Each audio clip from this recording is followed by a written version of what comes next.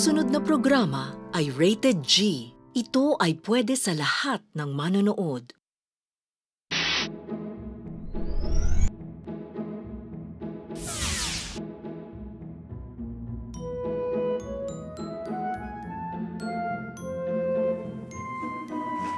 Gut! Nakita mo na to?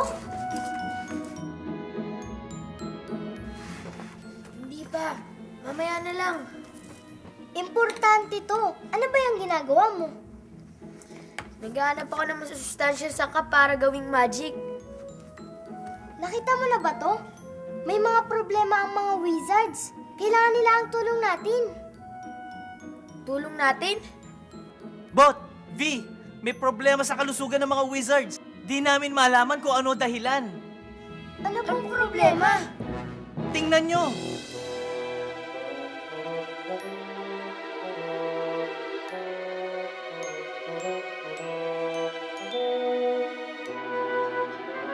Naisip mo ba ang naisip ko? Parang hirap silang maglakad o tumayo man lang. Parang naninigas ang kanilang mga muka. Ganyan din ang nararamdaman ko kapag ako'y di makadumi. Tama kayo! Hindi sila makadumi at nang dahil dito, masama ang kanilang pakiramdam. Ang problema ay hindi namin malaman kung bakit at hindi rin namin makita ang lunas. Tulungan nyo kami! Nandiyan na kami!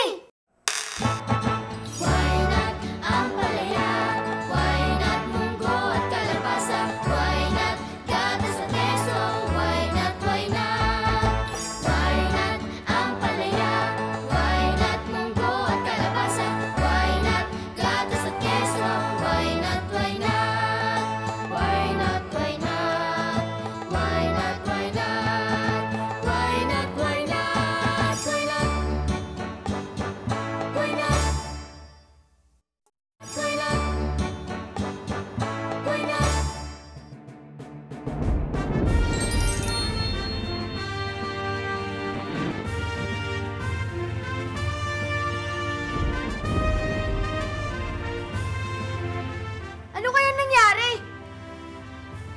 Meron kaya silang nakain?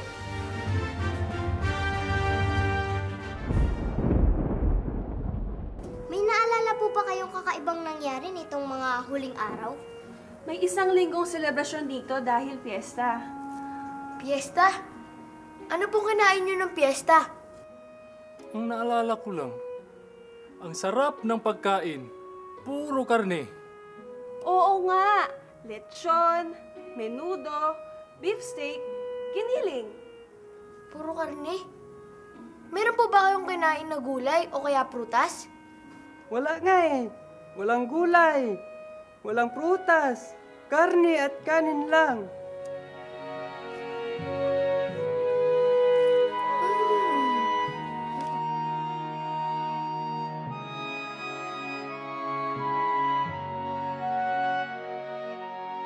Wala silang kinain kundi karne at kanin buong linggo?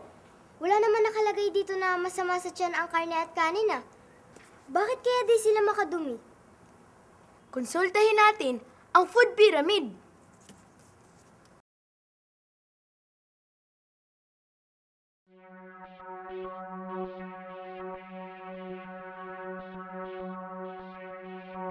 Ang karne, grow food. Ang kanin naman, go food. Di ba kung anong kinain, dapat ding ilabas? Ano ba ang kailangan para mapadali ang pagdumi? Puro karne at kanin ang kanilang kinain. Walang gulay.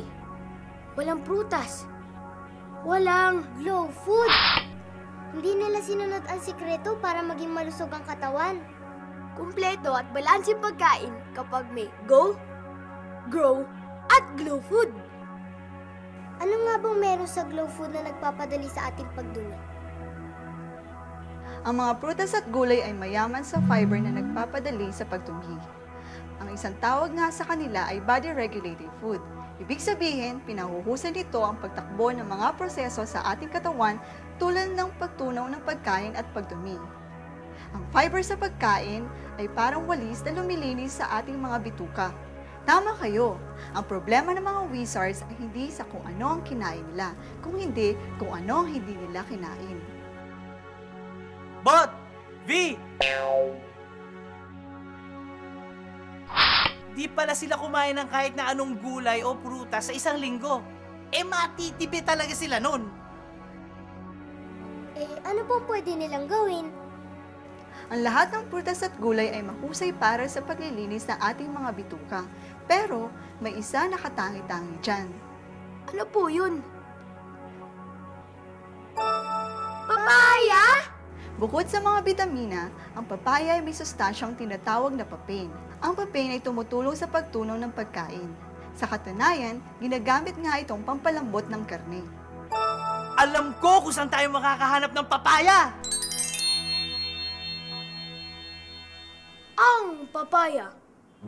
Hindi lang mayaman sa fiber na makakatulong para sa maayos na pagdumi, kundi sagana rin ito sa vitamina A, C, at E na nagpapalinaw ng ating mga mata, nagpapakinis ng ating mga kutis, Nagpapalakas ng ating resistensya at nagpapasigla ng ating katawan.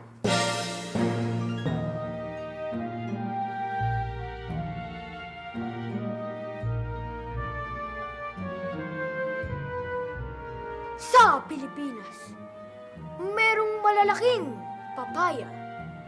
Meron din namang maliliit na kung tawagin ay solo papaya. Teka. Saan nga ba raw ito mahahanap? Doon nga tayo pupunta eh. Sabi ng libro, dire-diretso daw ang lakad dun sa kapatagan. Tapos makakarating na tayo dun sa taniman ng papaya. Bot! V! Madali lang ang maghanap ng papaya sa Pilipinas dahil napakadali lang ang pagtatanim at pagpapatubo nito. Nilalagay lang po ang buto sa lupa? Ang maganda ay itanim ang mga buto sa mga bag na plastic. Mga 3 o 4 na buto bawat supot. Lagyan ng kaunting lupa. Mga 15 hanggang 20 araw bago magkaugat at lumabas ang maliit na dahon mula sa buto. Pag tumubo ang lahat ng buto, paghiwalayin ng lalagyan ng mga ito hanggang sa lumaki pa ng mga 2 linggo. Tapos ay pwede nang itanim sa lupa.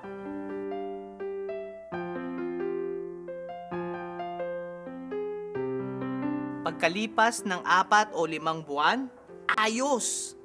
Pwede ka nang mamitas ng bunga ng papaya. Pwedeng itanim sa bakuran. Meron ka nang pwedeng ilahok sa ulam o kaya ay masarap na panghimagas o pangmerienda.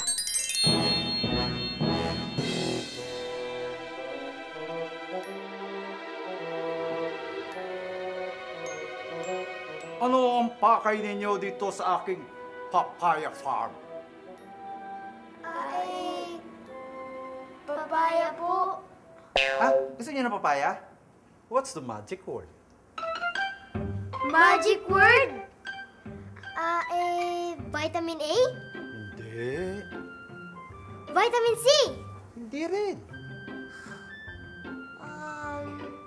Vitamin E? Hindi rin. Papain? Papain? Ano yun? Papain. Papain ay isang digestive enzyme na nasa papaya na tumutulong sa pagtunaw ng pagkain. Ginagamit din itong meat tenderizer o pampalambot ng karne. Kaya ang papaya ay nakatutulong din lalo na ang hilaw sa pagpapalambot ng karne. Pero, hindi pa rin yun ang magic word. What is the magic word? Naku, kailangan po kasi ng ibang mga wizards ang papaya dahil nahihirapan po silang... Alam ko, at ang papaya eksperto dyan. Pero, what's the magic word? Ginoong wizard, sige na po. Please! Ayun! Nakatumbok nyo rin! Ala, pasok kayo ito at kunin nyo na lahat ng papaya gusto nyo kunin. Please? Salamat po! Walang anuman. Po, alam niyo ba kung paano pumili ng papaya? Hanapin niyo yung makinis ang balat. O kaya yung walang malambot na bahagi. O kulubot o nanunuyo. Dilaw naman kung hinog ang gusto nyo. Matamis ang amoy. Hindi yung parang amoy bulok o o panis. Oh, okay ba? Why not? At ang sabi pa niya, pwede raw ilagay ang papaya sa plastic na bag at ilagay sa refrigerator. 1 linggo daw itong tatagal kapag ganoon. Pero mas maganda kainin ito sa loob ng 1 o 2 araw. Ayos! Ang sarap nga! Ang tamis!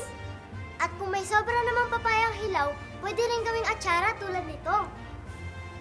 Mukhang masarap din ah! Woo!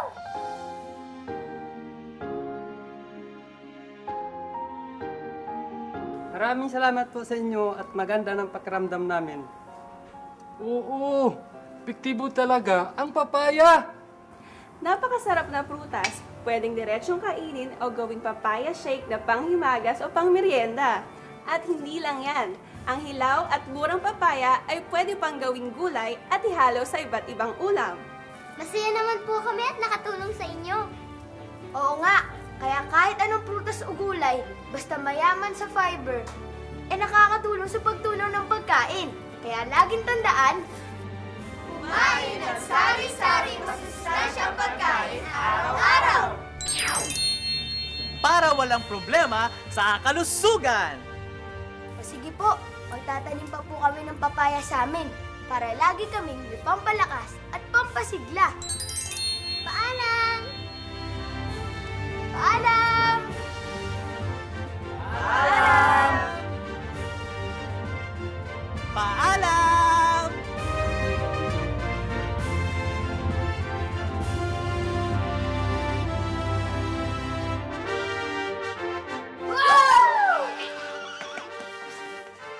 Cut!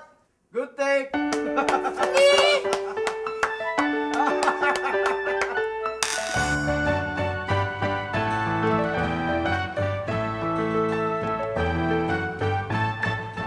Sari-saring pagkain araw-araw, huwag labis at huwag kulang. Masustansya at kumpleto, ito ang sikreto. Ito ang sikreto. Lakas, sigla, pati liksik at wastong paglaki. Dulot sa atin ng pagkain wasto. Healthy lifestyle at ehersisyo. Why not ang palaya? Why not munggo at kalabasa? Why not gatas at keso? Why not, why not? Why not?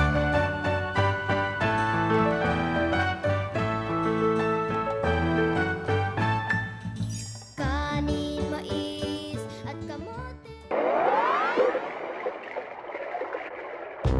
Siguruhing ligtas at malinis ang pagkain at inumin. Iwasto ang pag-iimbak at paghahanda. Panatilihing malinis ang bahay, lalo na ang kusina. At palaging maghugas ng kamay bago kumain at bago humawak ng pagkain. Wastong nutrisyon, alamin, gawin at palaganapin.